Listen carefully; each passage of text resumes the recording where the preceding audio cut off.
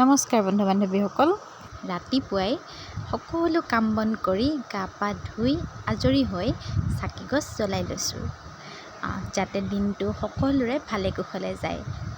অকল দিনটোৱেই নহয়, নতুন বছৰ অসমীয়া নতুন বছৰটো যাতে সকলোৰে ভালে কুশলে যায়, তাকেই কামনা কৰি ধূপ চাকি জ্বলাই লৈছোঁ। লগতে দেউতাৰ আশীৰ্বাদ লৈ লৈছোঁ। আপুনি য'তেই আছে তাৰ পৰাই আশীৰ্বাদ কৰিব, যাতে ঘৰখন ভালে কুশলে থাকে।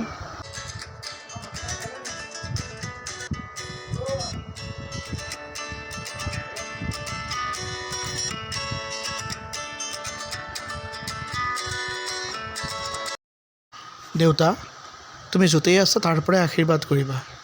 আমি যাতে সুখ শান্তিৰে এনেকৈ সদায় মিলিজুলি থাকিব পাৰোঁ। মা যাতে সদায় ভালে থাকে। লোকবিশ্বাস মতে বহাগৰ বিহুত বস্ত্ৰদান কৰিব লাগে, গতিকে সামৰ্থ্য অনুযায়ী সামান্য কিবা এটা দি মানুহজনৰ পৰা আশীৰ্বাদ লৈ লৈছোঁ, যাতে বছৰটো ভালে কুশলে যায়। এতিয়া মাৰ পৰাও আশীৰ্বাদ লওঁ।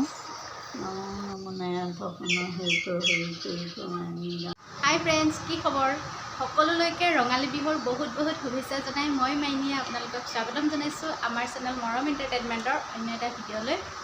আৰু আজি হৈছে ৰঙালী বিহু, বহাগৰ বিহুৰ আজি দুমাহী, অৰ্থাৎ গৰু বিহু। আৰু ৰাতিপুৱাই সকলো কৰি আজৰি হৈ মাহঁতক সেৱা কৰি, বৰ্তা বমা খুৰা খুৰী সকলোকে সেৱা কৰিলোঁ, সকলো কৰি আজৰি হৈছোঁ।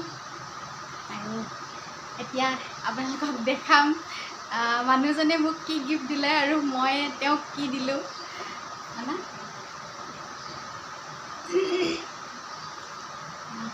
এইযোৰ কেনেকুৱা লাগিছে জনাব। তেখেতে দিছে মৰমত, হাতে বোৱা। তুমি বোৱা নহয়, বেলেগে বোৱাই। যিয়ে নহওক, মৰমত দিয়া বস্তু যি হ'লেও ভাল লাগে।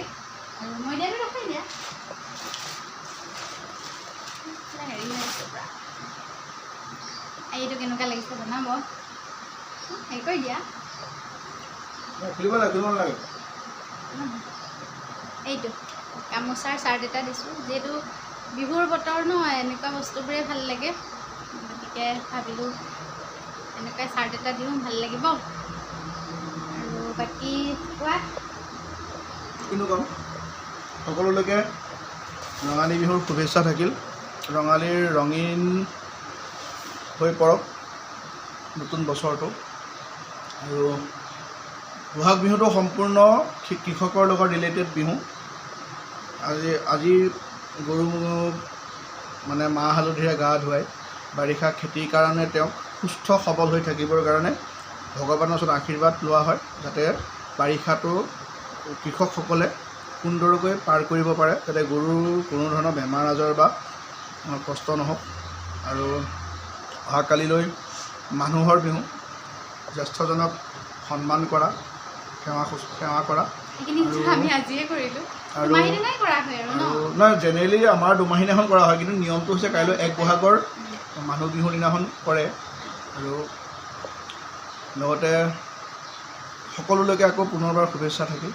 সকলোৰে নতুন বছৰটো ভালে পাৰ। বিহু গাব নাজানো নহয়, মাত ভাল নহয়। চতে গৈয়ে গৈয়ে বহাগে পালেহি, ঐ ফুলিলে ভেবেলি ঐ লতা, ঐ কৈ থাকো মানে উৰকে নপৰে, ঐ বহাগৰ বিহুৰে কথা। বাকী সকলোলৈকে আকৌ এবাৰ বহুত বহুত বিহুৰ শুভেচ্ছা জনাইছোঁ। আৰু বাকী ভিডিঅ' শেষলৈকে চাই থাকিব। আৰু দিনটো কি কৰোঁ কি নকৰোঁ দেখাবলৈ চেষ্টা কৰিম, কিমান পাৰোঁ নাজানো। বাকী চাই থাকিব ভিডিঅ'টো শেষলৈকে। এইখন গামোচা কেনেকুৱা লাগিছে চাওকচোন। টচ মুগাৰ হয়।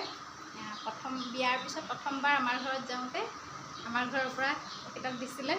আৰু আজি এদিনো লোৱা নাই, আৰু আজি বহাগৰ বিহু, গতিকে